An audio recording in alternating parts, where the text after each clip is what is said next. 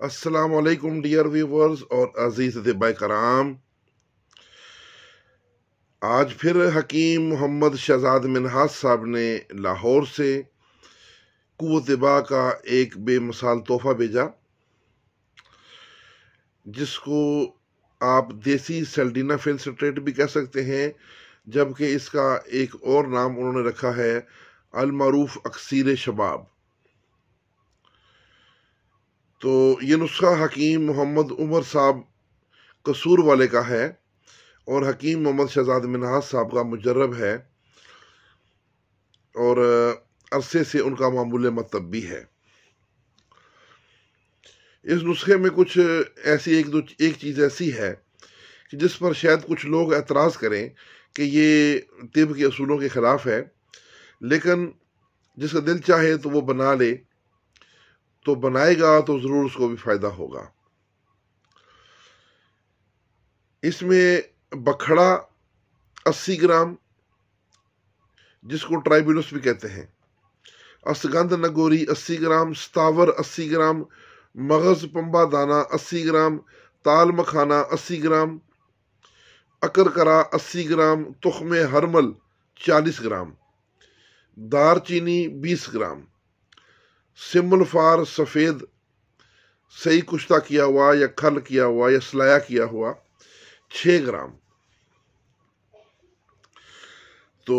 ویسے یہ صاحب نسخہ نے تو اس کا نہیں بتایا کہ کشتہ کس چیز میں کرنا ہے سم الفار کا، لیکن جہاں تک میری ذاتی رائے ہے، کشتہ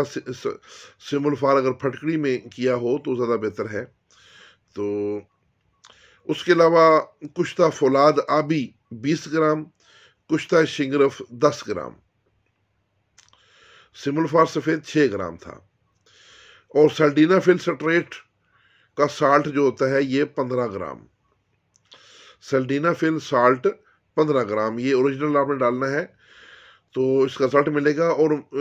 صاحب نسخہ کا کہنا ہے کہ دیگر اجزاء کے ملنے کی وجہ سے سیلڈینا فلسٹریٹ کی جو سائیڈ ایفیکٹ ہیں وہ بھی نہیں ہوں گے، اور اس کی جو کسی قسم کا کوئی نقصان بھی نہیں ہوگا، اور پتہ بھی نہیں چلے گا مریض کو کہ اس میں سیلڈینا فلسٹریٹ ڈالا گیا ہے، یا کسی بھی چیز چیک کرنے سے اس میں نہیں ملے گا۔ تو تمام ہربل اجزاء مثلا بکھڑا، اسگند، ستاور، پمبا دانہ، تال مکھانا، کرکرا، ہرمل، دارچینی، ان چیزوں کو خوب باریک کپڑ چھان پیس لیں، 1 سے 2 دفعہ کپڑ چھان کریں۔ اور اب سم الفار، کشتہ فولاد آبی اور کشتہ شنگرف اور سیلڈینا فل سٹریٹ کا جو سالٹ ہے، ان کو کھل کریں اور خوب کھل کریں، کم از کم ان کو 6 سے 12 گھنٹے ان کو کھل کریں۔ جب یہ مکمل کھل ہو جائے کشتہ جات، تو اس میں تھوڑا تھوڑا یہ جو اوپر والا صفوف ہے ہربز کا، وہ ملاتے جائیں اور کھل کرتے جائیں حتیٰ کہ تمام صفوف اور کشتے یکجان ہو جائیں۔ تو آپ نے اس کے 500 ملی والے کیپسول بھر لینے ہیں۔ اس کی مقدار خوراک 500 ملی کا ایک ہی کیپسول ہے روزانہ، اگر بہت زیادہ کمزوری ہو تو صبح شام بھی لے سکتے ہیں۔ یہ مسلسل آپ نے 15 دن استعمال کروانا ہے، اس سے مستقل طور پر قوت طباء میں اضافہ ہوگا، اور وقتی طور پر اگر اس کو استعمال کرنا چاہیں تو آدھا گھنٹہ پہلے دودھ کے ساتھ لیں اور پھر مشغول ہوں۔ ہاں، یاد رکھیں کہ مستقل استعمال میں فائدہ ہے، یعنی کہ قوت طباء کا مستقل فائدہ ہوگا، جبکہ وقتی استعمال کرنے سے گردے کمزور ہوں گے، کیونکہ قوت اس کی پوری بنتی نہیں ہے، تو جو قوت تھوڑی بہت ہوتی ہے وہ بھی نکل جاتی ہے۔ لہٰذا کوشش کریں کہ اس کو وقتی یا عارضی طور پہ اس کو یوز نہ کریں، اس کو مستقل مریضوں کے لیے استعمال کروائیں۔ تو یہ اوپر کشتے لکھے ہیں، کشتہ فولاد آبی، کشتہ سم الفار اور کشتہ شنگرف وغیرہ،